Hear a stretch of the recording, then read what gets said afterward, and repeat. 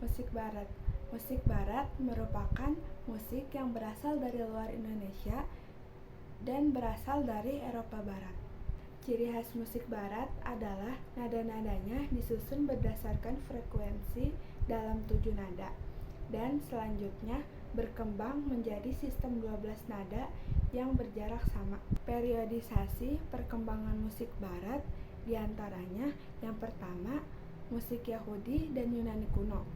Bagi bangsa Yunani, musik berfungsi untuk mengiringi perang, untuk mengiringi upacara-upacara ritual, mengiringi kegiatan-kegiatan kerajaan, dan untuk mengiringi pertunjukan-pertunjukan. Tokoh-tokoh dari musik Yunani adalah Aristoxenos, Sophocles, Pythagoras, dan lain-lain. Yang kedua, musik abad pertengahan. Abad pertengahan adalah zaman setelah berakhirnya kerajaan Romawi. Tokoh-tokoh musik abad pertengahan diantaranya Hans Sachs, Adam de la Halle, Paus Gregorius I, dan lain-lain. Yang ketiga adalah musik abad Renaissance. Renaissance adalah kata yang berasal dari bahasa Perancis yang artinya lahir kembali. Tokoh-tokoh pada zaman ini diantaranya Clement Janequin, Frescobaldi, Morenzio, dan lain-lain. Yang keempat, musik abad barok dan rokoko. Ciri khas pada musik abad barok dan rokoko ditandai dengan adanya nada-nada penghias atau disebut dengan ornamen. Tokoh-tokoh musik pada abad ini diantaranya Vivaldi dan Henry Purcell. Yang kelima, musik zaman klasik. Tokoh-tokoh pada zaman ini yaitu Franz Joseph Haydn. Yang keenam, musik zaman romantik. Musik zaman romantik lebih mementingkan emosi dan ekspresi daripada bentuk musiknya. Yang terakhir, musik zaman modern. Musik zaman ini muncul berbagai aliran musik modern seperti pop, rock and roll, dan blues. Konsep musik modal. Modal atau modus merupakan skala nada dengan nada pusat tertentu. Konsep modal berasal dari zaman Yunani kuno. Konsep musik tonal. Musik tonal berhubungan dengan harmoni, melodi, tangga nada, tanda birama, tanda kunci, dan ornamen lainnya. Konsep musik atonal. Atonal adalah istilah lain dari musik yang mengabadikan nada dasar dan harmonis triadis yang konvensional.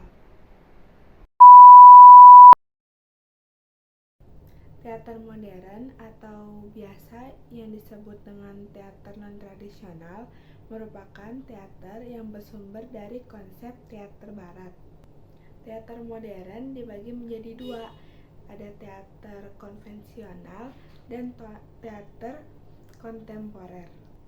Teater modern diikat oleh teknik dan hukum dramaturgi, susunan, naskah, cara pementasan, cara penyuguhan, sekaligus pola pikir banyak dipengaruhi oleh konsep pemikiran budaya barat.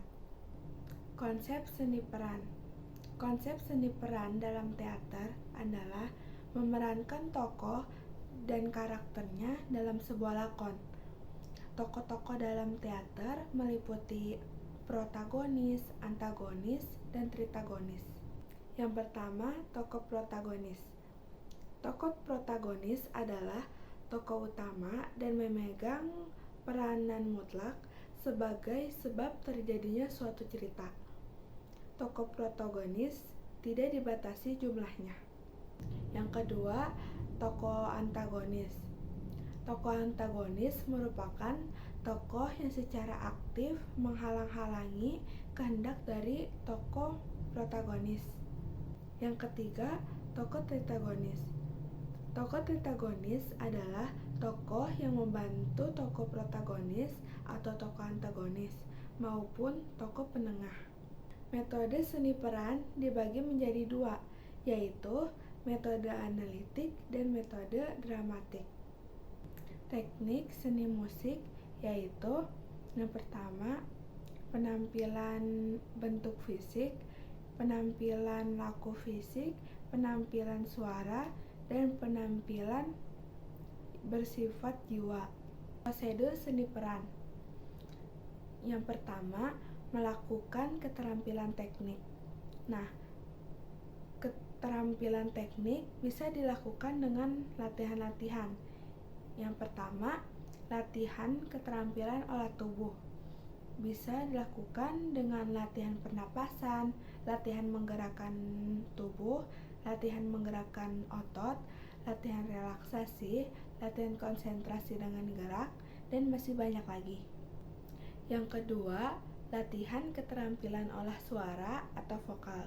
Bisa dilakukan dengan berlatih pernapasan, membuka mulut atau laring, teknik menyampaikan ucapan, artikulasi atau diksi, irama, dan imajinasi vokal. Nah, keterampilan teknik yang terakhir bisa dengan latihan keterampilan olah sukma atau perasaan. Yang harus dilatih dalam sukma yaitu penguasaan panca indera dan penguasaan perasaan dan laku dalam, yaitu dengan konsentrasi, imajinasi, observasi, emosi dan perasaan, serta pikiran. Untuk bisa melakukan sebuah interpretasi terhadap naskah lakon, kita harus mempelajari bagaimana cara membuat naskah lakon. Nah, bagian-bagian naskah drama yaitu yang pertama ada babak. Babak adalah bagian dari naskah drama yang berisi adegan-adegan. Yang kedua ada adegan. Adegan adalah bagian yang menggambarkan suatu situasi dan keadaan yang berkaitan dengan adegan sebelum dan sesudahnya. Yang ketiga ada dialog. Dialog adalah percakapan tokoh-tokoh, baik dua tokoh maupun lebih. Yang keempat ada monolog. Monolog adalah percakapan antara seseorang tokoh dengan dirinya sendiri. Yang kelima ada prolog. Prolog adalah kata pendahuluan yang menggambarkan gambaran mengenai kisah dari cerita yang dipentaskan. Yang keenam ada epilog. Epilog adalah bagian akhir dari sebuah drama yang berisi kesimpulan dari penulis. Yang ketujuh ada petunjuk penulis. Yang kedelapan ada penjelasan suasana atau peristiwa. Membuat interpretasi naskah lakon yaitu yang pertama ada tema. Tema adalah gagasan utama yang menjadi inti dalam cerita. Macam-macam tema, ada tema percintaan, tema persahabatan, tema religius, tema budaya, tema kepahlawanan, dan masih banyak lagi. Yang ketiga ada plot. Plot atau alur cerita adalah rangkaian dalam cerita yang saling berhubungan dengan menggunakan hukum sebab akibat. Plot dibagi menjadi 3, yaitu ketegangan, dadakan, dan ironi dramatik. Yang ketiga ada struktur cerita, meliputi eksposisi, komplikasi, resolusi, konklusi, dan yang terakhir ada klimaks. Yang keempat ada setting.